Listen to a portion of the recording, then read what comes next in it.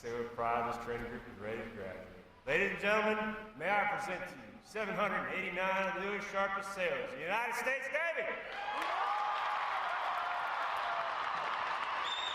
One day, a Navy commercial came on, and it was a yellow shirt, and they were launching a jet off of a carrier, and I was like, you know what? They got me. Before coming to Montclair State, and before she set foot on a naval base, Lexi Shaver grew up in rural Midland, Michigan. At 18, not thriving in her home life, she made a life-changing decision. It started when I was 16. My dad, my brother, my grandpa, my now stepdad, they were all in the Army, all large history. My brother was actively in at that time in my life.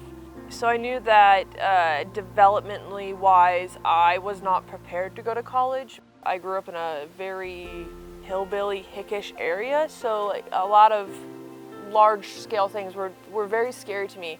I went up to my mom and was like, I need you to take me to this location. Like, don't ask me any questions, and I need you to sign this paper. And 20 days after my 18th birthday, I was gone. And 10 years now, I can look back and say that, like, I don't know how I ended up there. I just was a 17-year-old girl that hated their home life. During her time in the military, she found a community to help her grow emotionally and broaden her view of the world.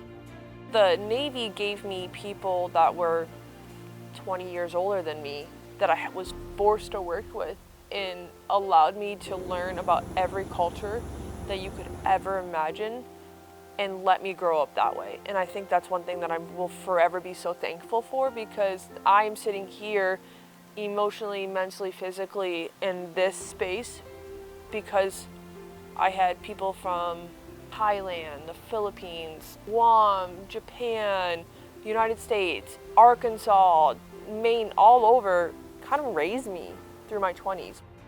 Lexi's experience in the Navy helped her grow up fast, but it also taught her how to have fun and not take things too seriously.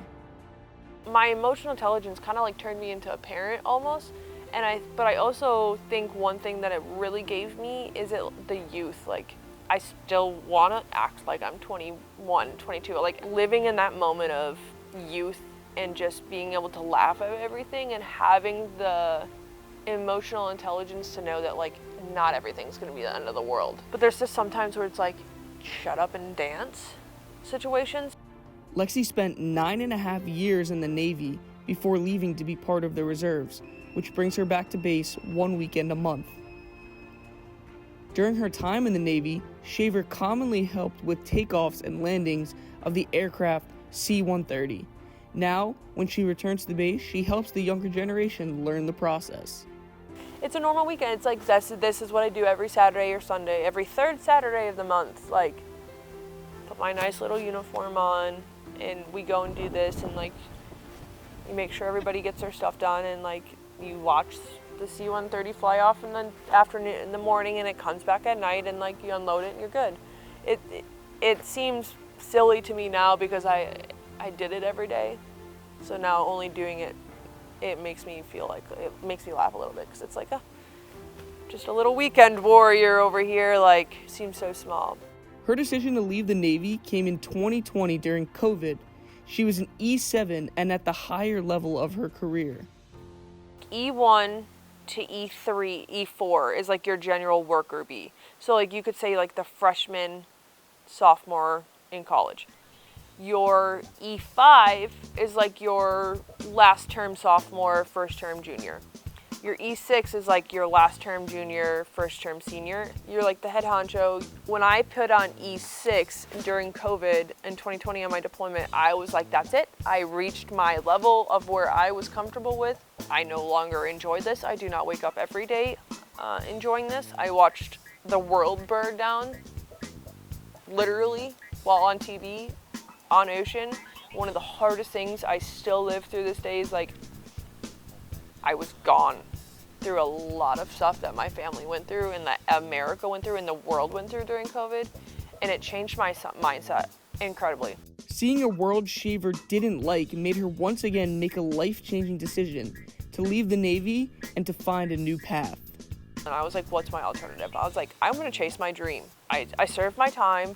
I had college paid for going in. I knew I had my associate's degree was only like 3 classes away, so I knew I was gonna finish that before I got out. And I set a plan in motion.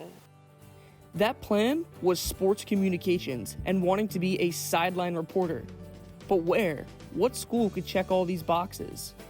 One, I typed in sports communication into the internet, and I was like, let's see where this takes me. I could live anywhere I wanted. I wasn't tied to anything. Me and my girlfriend at the time, we had 2 dogs, and like we could go anywhere. And she knew what I wanted. I said, I need 4 years to get my life and a degree, and like we can live wherever you want, but I need some time. The University of Florida, like the Gators popped up, and I was gonna go there. I stopped searching for like 2 weeks, and my girlfriend Krista, she was like, why did you stop searching? I said, because I found it. I found the program. What more could I ask for? This is literally why I'm getting out. Like, I found the thing. She's like, look harder, look smaller. So I went back in. Literally the next day, Montclair State popped up because I had searched sports communication. I was like, have you ever heard of the state of Montclair? Seeing pictures of sports communication students working at the Heisman Trophy presentation prompted Lexi to dig deeper, finding that the program was run by 2 women, Professor Kelly Whiteside and Stacy Gitlin. She felt it was a place she could belong. They will never not have my respect. And I had so much respect for them before meeting them, because they're the reasons why I came here.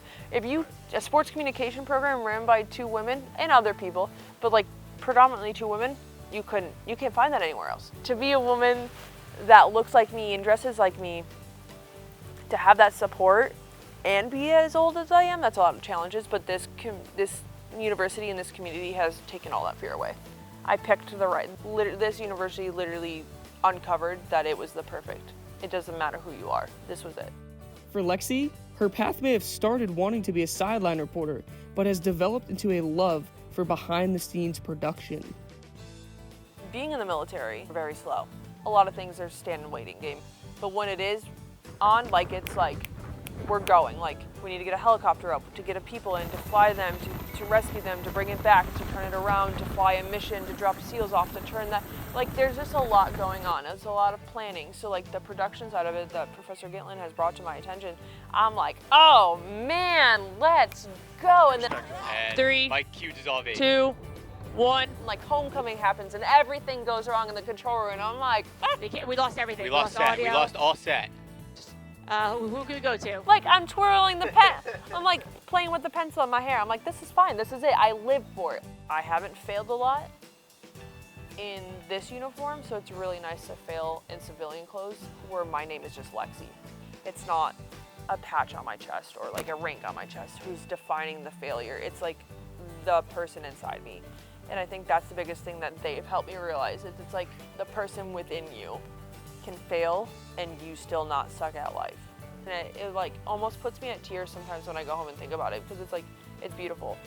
And not a lot of people get that experience. I'm very lucky. I know I'm very lucky. A lot of people get out of the military and try to do this thing and they don't find that. And like, this is like, when I say like this was the best decision, like this fit me.